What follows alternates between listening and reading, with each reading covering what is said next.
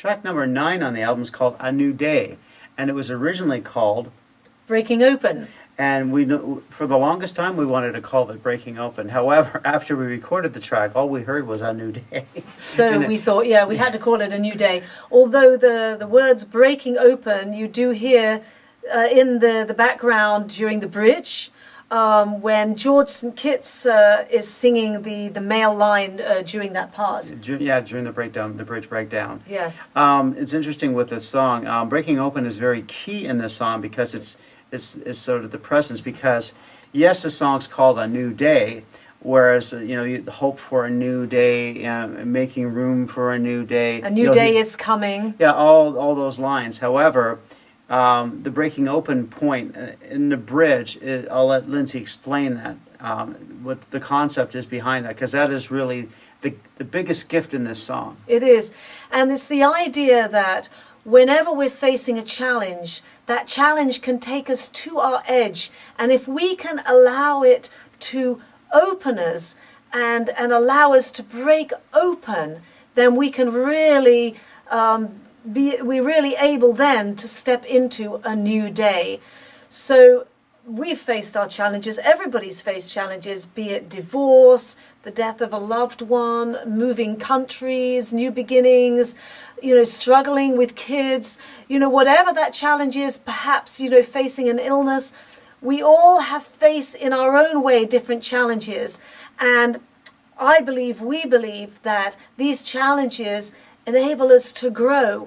But when we resist, then we prevent ourselves from growing. So this song is really encouraging all of us, is to break open, to break through, rather than to hold back and resist. And so A New Day is that promise. If we can break open and not get stuck in the pain, then we can celebrate a new day. And this song really is a song of celebration. Yeah, and the other thing that I like about it is, like, often, definitely in my life, sometimes something is really hard, but then you look back at it, and I look at myself and say, I was in a bit of a rut. Mm-hmm. I was getting used to being stuck, mm-hmm. and just accepting that was my reality.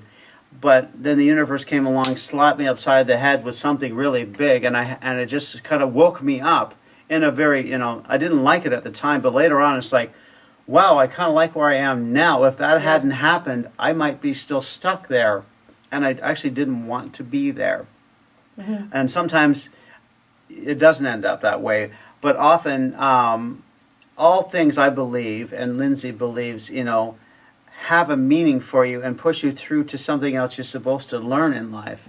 And especially... You're always moving towards wholeness. Yeah, exactly. And the idea, the breaking open to a new day is a wider concept that, sort of be aware of the hard things that are happening to you, because there's a huge potential for growth for yourself. Mm-hmm. In that moment. And I also like to think of the analogy of a snake shedding skins. With each skin that a snake was shed, it steps into its new shiny self. And in the same way, on our journey, we are faced with an old part of ourselves that no longer serves us. Maybe it served us before, but now it doesn't, and we're called to let it go. This part can be seen as a part of our ego that no longer serves us, and to let it go. And in doing so, we can step forth into a newer part of ourselves until it comes once again. That is another time we're called forth to let go another old part of ourselves that no longer serves us, and once again step into a new day. So on the music side of this song, it was quite fun to record. Yes. There were many tracks in this song as well, over 300 as well. Good song. And the difficult part of this song was there was a lot of vocal percussion and a lot of vocal chants that we both did. So when you're hearing all the male and female vocal chants in the background, all the way up to the bridge, and I'm still singing most of the vocal chants to the bridge, yes. And with Lindsey, but and then George came in and did the great ad lib. over the bridge when she's singing "Breaking Open" underneath. Yes. But to layer up all those sort of like tribal chant things in the back, it was a lot of work because we had to edit them to be in sync with each other. And when you're doing like cha and bra and all that kind of stuff, it's like, you know, and you're looking at all those tracks and having to pull them all together and make them work together. It's a lot of work, but it was a lot of fun. It was crazy because like Sean would give me certain things to do, you know, which had to have a certain rhythm, and sometimes the rhythm was on the off beat, and I had to do it like over and over and over again, and sometimes I didn't keep the rhythm quite right and had to do it again and again, and that was challenging. But then, because obviously in a lot of the background vocals, because we wanted to emulate a choir, an African choir behind us, and so I had to try to do different kinds of voices so it wouldn't sound like me all the time, as I was, you know, also singing the lead.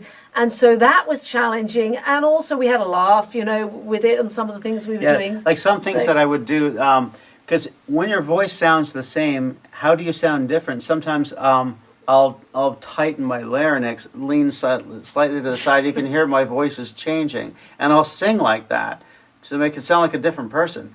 And I'll sort of shift my chest like this and sing from down here to make it sound like somebody else. Yeah. And then I can round my throat and sing like this to sound like somebody else. So we're layering up like 60 tracks. Actually, that one's almost like 75 tracks of all those vocals to try to sound like different people. And I had my various ways of trying to sound like different female singers as well. So I said, think of yourself as being bigger than you are. Yes, I did, and it was fun. As I said, we had a laugh, but it was also challenging. But and I loved all the different things Sean got me to do, and so creative, so creative. And then, of course, we had George St. Kitts. He was here doing the duet for Dare to Dream Again. And we said, oh, would you do a little bit during the bridge for this song too?